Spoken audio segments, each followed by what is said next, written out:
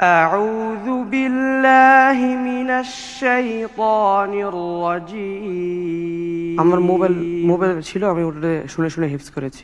বিসমিল্লাহির আমি রহমানির মোবাইলে এক আয়াত শুনতাম, রহিম।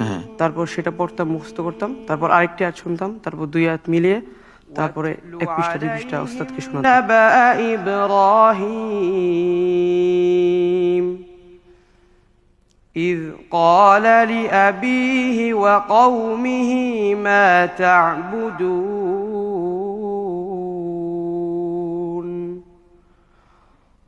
قالوا نعبد أصناما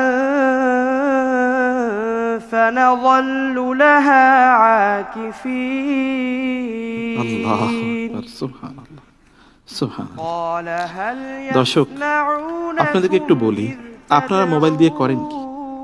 reels, shorts, Facebook, YouTube, Instagram, Twitter, social media. কিন্তু মোবাইল একটা প্রোডাক্টিভ ইউজও আছে। এই যে তলহা এটি বলে দিল কিভাবে প্রোডাক্টিভলি মোবাইলকে ব্যবহার করা যায়। মোবাইলের তেলাওয়াত শুনে শুনে কোরআন হাফেজ হয়ে গেছে। আমার কৃতজ্ঞতা তাহলে তো মোবাইলের প্রতি বেশি নাকি ওস্তাদের প্রতি?